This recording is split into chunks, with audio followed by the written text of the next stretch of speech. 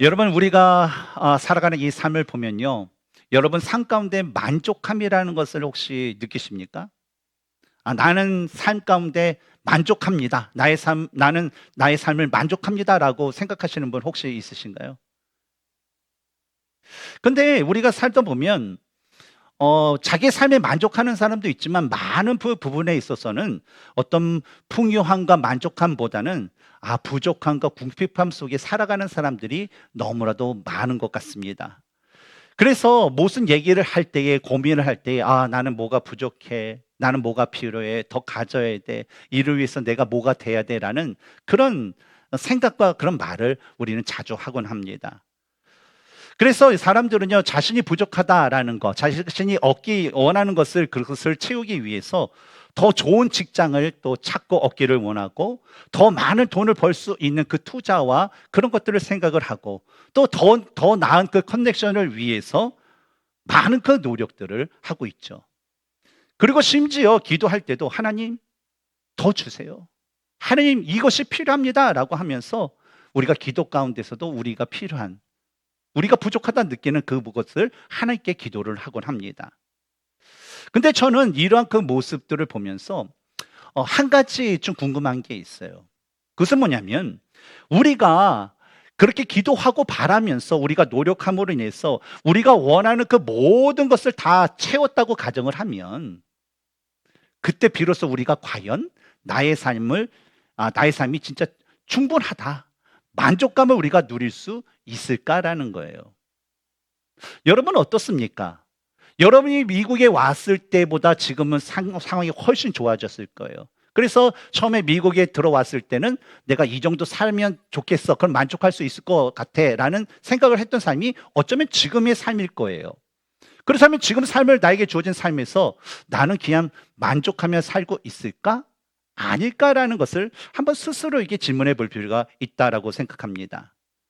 물론 이에 대해서는요, 우리 여기 계신 성도님들 각자마다 다른 이야기가 나올 수 있을 거예요. 근데 저는요, 이 세상 사람들이 바라는 가장 그런 좋은 그런 환경이 무엇이냐? 돈과 명예와 삶의 모든 것을 가질 수 있는, 아마 그 재벌들이 아마 어쩌면 이상적인 그런 사람일 수 있을 것입니다. 그러나 한국이나 미국이나 세상에 보면 이 재벌들 중에서는요, 자신의 삶을 비관적으로 생각하면서 결국엔 극단적인 그 선택을 했던 사람들이 있었습니다. 그리고 성경을 보면 과거로부터 지금에 이르기까지 그 누구보다도 부귀 영화와 권세를 가졌던 솔로몬 왕조차도 그의 인생을 마무리한 그 순간에 헛된 것이 모든 것이 헛되도다라고 말한 것을 볼 때에, 채워도 부족함을 느끼는 것이 바로 이 세상에서 우리가 느낄 수 있는 바로 그 부족함이다라고 저는 생각합니다. 그러면 왜 그럴까? 왜 이런 부족함을 느낄까? 그것은요, 바로 사람이라는 그 존재는요, 바로 무엇인가를 더 얻고 채우려는 그 탐욕을 가진, 재성을 가진 그런 존재이기 때문에 그래요.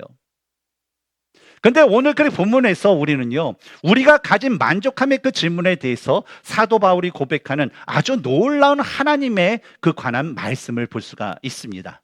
우리 같이 한번 3절 읽어볼까요? 시작.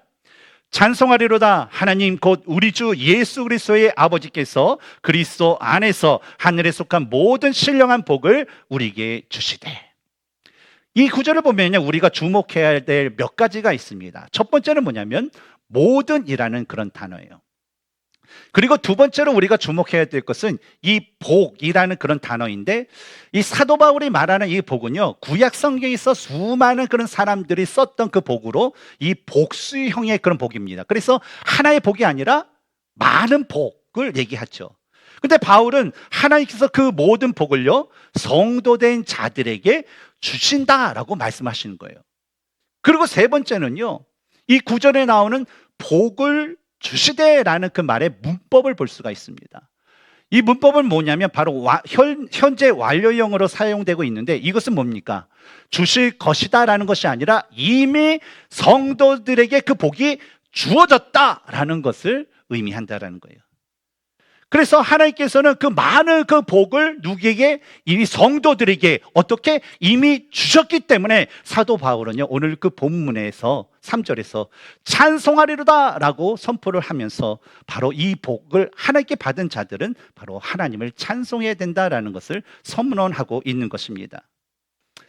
그런데 제가 여러분과 함께 이 말씀, 오늘 그 본문을 우리가 함께 나누면서 한번 생각해 볼 것은 뭐냐면, 과연 우리들의 현 주소는 어떠한가라는 거예요. 우리의 실상은 어떠할까라는 거예요.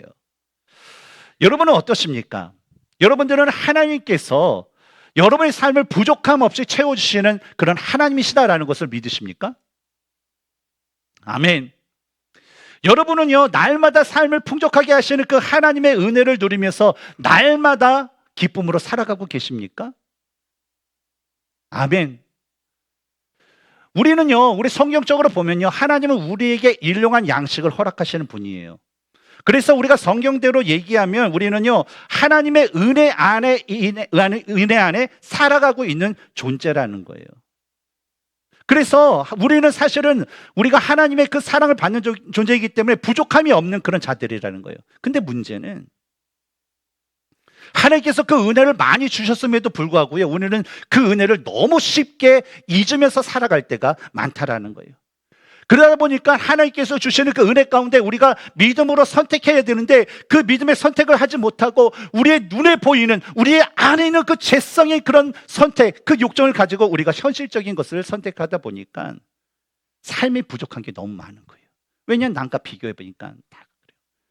다른 사람, 다른 이웃집과 비교해 보니까 부족한 게 많으니까 이것도 필요하고 저것도 필요하고, 그러다 보니까 우리의 삶은요, 항상 빈곤한 가운데 아둥바둥하면서 그것을 채우려고 하는 그런 모습이 많은 사람들 가운데 있다는 겁니다.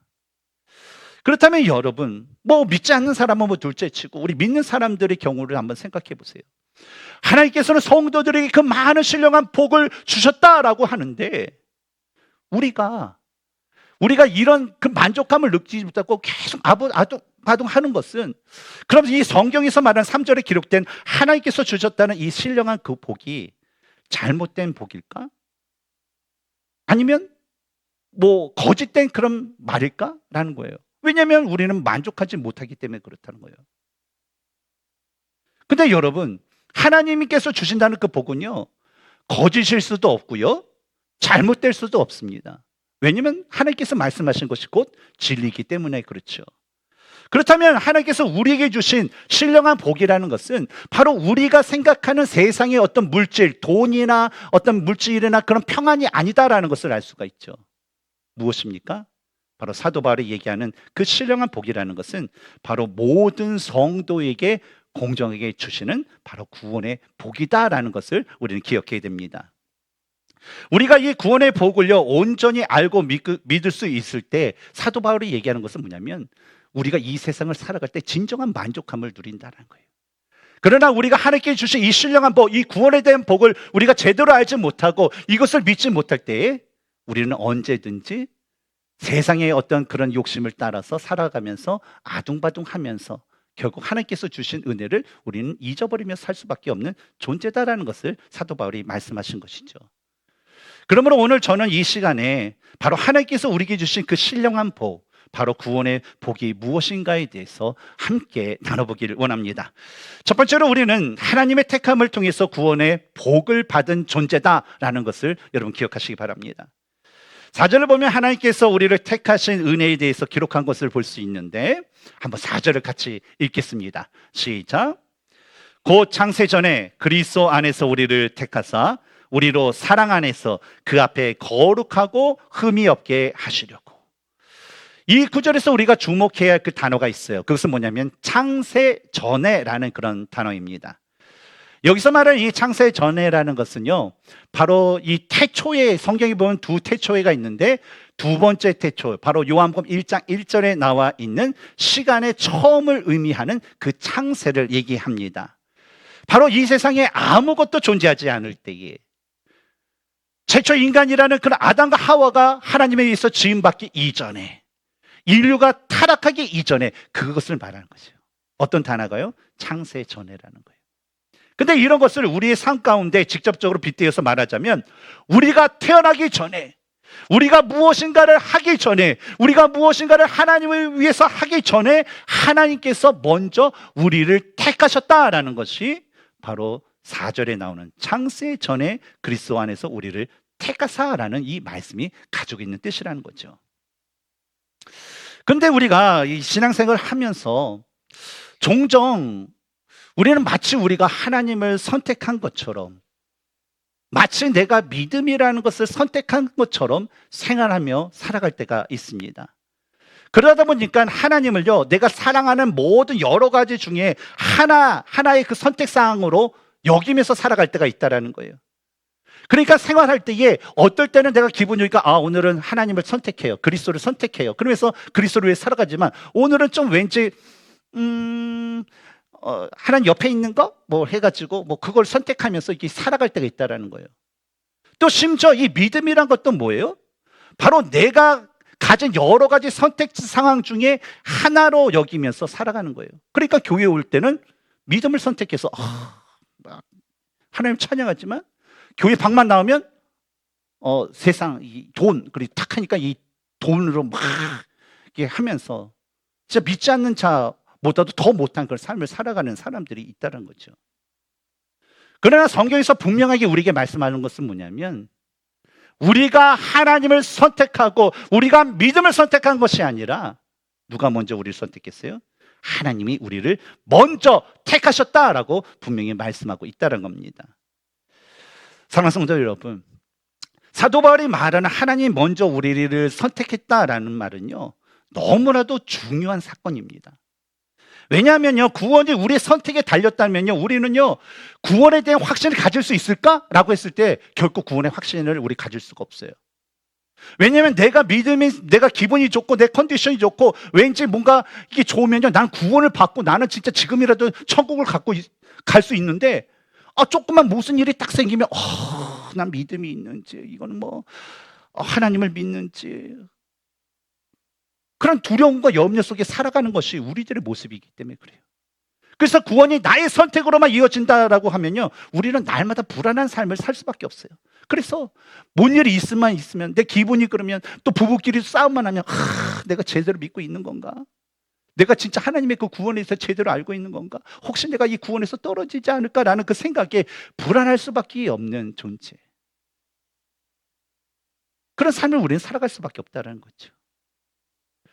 쉽게 이것을 우리가 얘기한다면요, 여러분, 고아원의 고아들 여러분 아시죠? 한번 뭐 방문하신 분들도 있고, 저도 어렸을 때부터 그 고아원 이제 거기도 이제 방문도 하고, 거기 출신 아이들 주일학교 오니까 그 아이들을 맞이하고 있는데요, 고아원 아이들은요, 정서적으로 안정하지 못합니다. 항상 불안해요. 고아원에 있을 때는 내가 누군가의 양부모를 만나야 되는데 만나지 못할까 봐 걱정이고요, 양부모를 만나서 행복하게 살 것 같은데 그 집에 가면요, 내가 그냥 우리 양부모님의 혹시 기분이 상하지 않을까, 괜히 밉보여서 파양되지는 않을까라는 그 걱정 때문에요, 집안에 살 때 말 한마디를 할 때에 좀 왠지 꾸미고 예쁜 말, 좋은 말만 하고 행동할 때 하나를 할 때마다 그냥 자기의 어떤 마음과는 전혀 상관없이 그 긴장 상태로 그 부모님께 맞추는, 그런 마치 그 로봇과 같은 그런 생활을 한다라는 거예요. 근데 만약에 그 양부모가 이렇게 불안에 떠는 그런 그 아이에게 다가가서, 얘야, 너무 두려워하지 마. 나는 너의 그 모습 그대로를 사랑하기 때문에 우리가 너를 나의 자녀로 택한 거야 라고 말을 해준다면, 여러분, 그 아이의 삶은 어떻게 변할까요? 아마 그 불안한 마음에서 벗어나서 오히려 그 자기를 택하신 그 양부모를 더욱더 사랑하면서 그 부모님을 공경하며 살아가게 될 줄 저는 믿습니다. 마찬가지로 우리도요, 우리가 하나님의 택함을 받기 위해서 노력한 결과로 인하여서 그런 하나님의 택함을 받은 것이 아니라, 하나님께서는요, 우리가 볼 때 우리는 너무나도 부족하고 너무나도 연약하지만 하나님 부족한 우리의 그 모습 그대로를 사랑하셔서 우리를 먼저 택하셨다는 거예요. 그러니까 그 은혜를 받았으니까 우리의 그 삶은 뭐예요? 그 하나님, 우리 아빠 아버지 되시는 그 하나님만 우리가 사랑할 수밖에 없고, 그분이 주시는 그 사랑 안에서 그 하나님을 더욱더 사랑하기 위해서 하나님이 기뻐하시는 거룩하고 흠이 없는 모습으로 내가 살아가기 위해서 날마다 날마다 노력하고 날마다 날마다 그런 삶을 살아갈 수밖에 없는 것입니다. 근데 이어진 5절을 보면요, 이런 하나님의 그 택감심에 더 깊은 의미가 있다라는 것을 볼 수가 있어요. 한번 우리 5절 읽으면서 그것이 무엇인지 한번 찾아보겠습니다. 5절 읽겠습니다. 시작. 그 기쁘신 뜻대로 우리를 예정하사 예수 그리스도로 말미암아 자기의 아들들이 되게 하셨으니. 여러분, 이 구절에서 어떤 표현이 하나님의 택하심에 대한 더 깊은 의미를 갖고 있다고 생각합니까? 어떤 의미? 바로 그 기쁘신 뜻대로 우리를 예정하사라는 거예요. 왜냐하면 여러분, 하나님께서 너는 나의 모양과 형상으로 지었기 때문에 아유 어쩔 수 없이 그냥 내가 널 택한 거야 라고 말한다면 여러분 기분이 어떨까요? 쉽게 얘기하면 우리 부모님이 야 너는 내가 낳기 때문에 그냥 어쩔 수 없이 그냥 버리지 못해서 내가 데리고 있는 거야 라고 얘기하면 기분이 어떨까요? 옛날 일이라서 잘 기억이 안 나시죠? 그러면 여러분이 지금 자녀에게 야 넌 내가 낳기 때문에 그냥 당장이라도 호적에서 팔 건데 그냥 어쩔 수 없이 내가 데리고 사는 거야 라고 하면 여러분의 자녀들이 여러분께 어떻게 할까요? 심각한 일이 벌어질 거예요. 근데 하나님은 어때요? 내 모양과 형상을 지었기 때문에 어쩔 수 없이 너를 억지로 선택한 것이 아니라 하나님은요 우리를 택하신 것을 기쁘게 여기시면서 택하셨다는 거예요. 하나님은 영적 고아였던 우리를 어쩔 수 없이 택하신 것이 아니라 기쁨으로, 너무나 그 기쁨으로 우리를 택하셨을 뿐만 아니라 우리에게 뭐요? 우리를 자녀로 삼아주셨다는 것입니다. 그리고 이런 하나님께서 우리를 택하신 그런 택하여서 우리가 하나님의 자녀가 된 것은요, 우리가 어떤 하나님의 조건에 하나님의 그 눈에 탁 맞아서도 아니고 우리가 하나님을 위해서 어떤 업적과 공로를 해서도 아니었다라는 거예요. 오직 단 하나의 이유가 있었어요.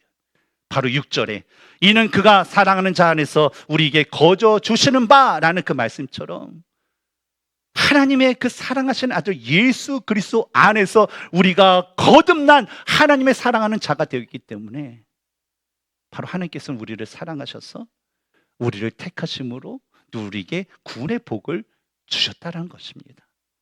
그러면 우리는요 바로 하나님의 이런 사랑으로 택함을 받아서 이 구원이란 복을 거저 받게 되었다는 것이죠. 그러므로 우리가 이러한 우리 구원에 대한 것을 안다면요, 우리는 더 이상 이 세상을 살아갈 때에 누군가의 어떤 인정을 받고 누군가에게 내 자신을 증명하는 삶을 살려는 것이 아니라 우리의 시선은 뭐가 해야 돼요?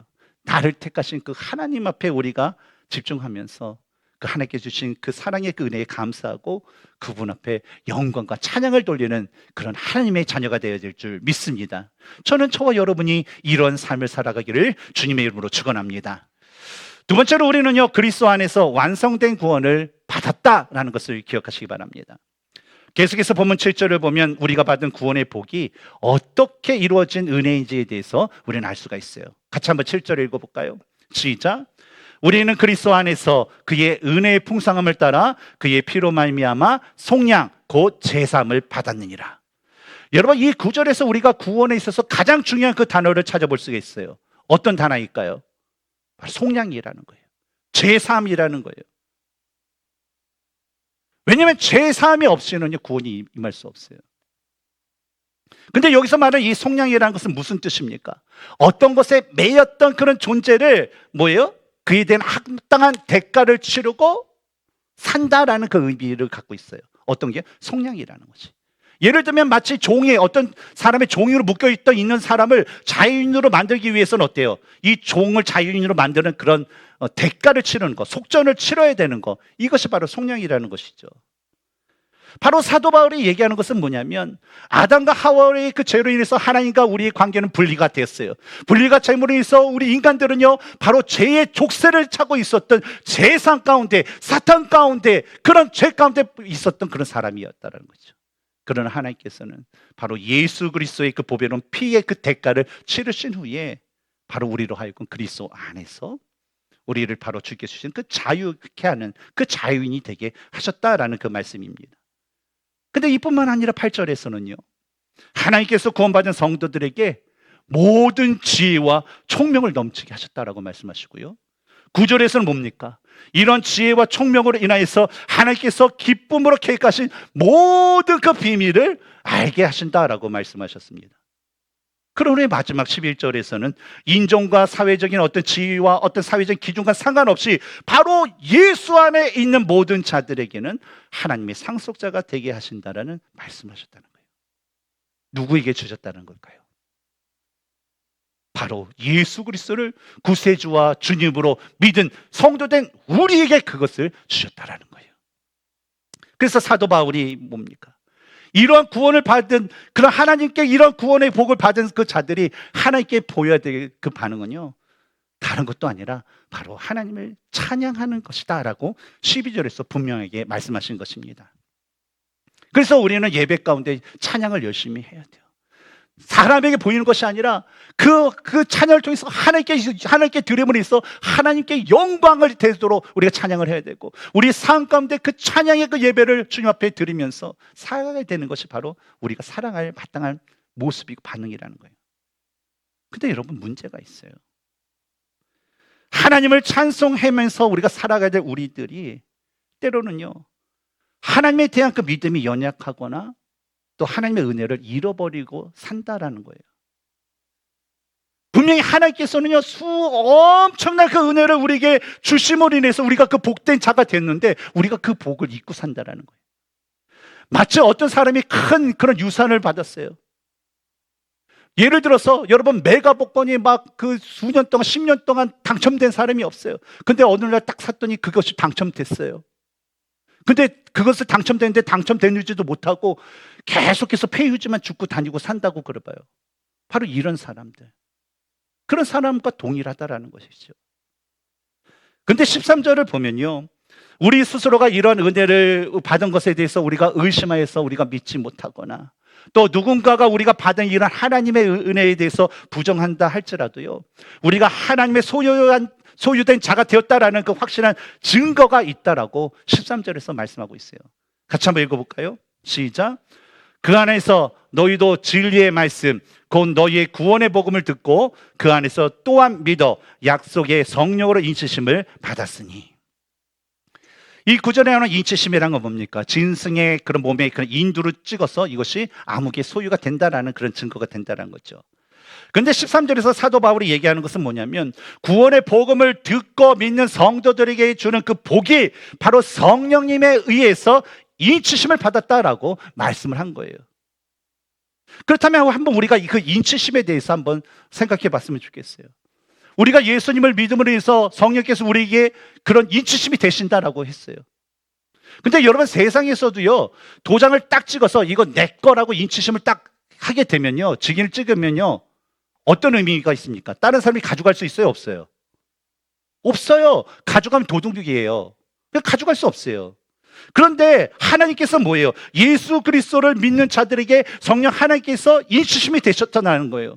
그러니까 예수 안에 있는 사람들은요, 그 어떤 악한 영들과 그 사탄이 감히 건드릴 수 있을까요, 없을까요? 없어요. 혹시나 성령 하나님께서 우리들을 포기하시면 모를까? 성령의 인치심에서는요, 우리를 뺏어갈 그 누구도 없다는 거예요.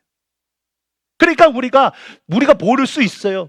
그러나 성령께서 깨워줄 때 우리는 그것에 감사하는 삶을 수 있어요. 그 누군가 뭐라고 해도 내가 예수 그리스도를 믿는 믿음이 내 안에 있으면요, 우리는 당당하게 그 주님을 기쁨으로 찬양하며 사는 삶을 살 수 있다는 것을 여러분 기억하시기 바랍니다.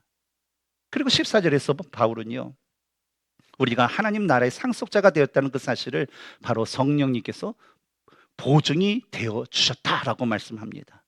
바로 성령, 우리 안에 계신 성령님 그 자체가 장차 주님이 오시는 날에 우리가 하나님 나라에 갈 수 있는 그런 확실한 증표가 되셨다라는 것이죠.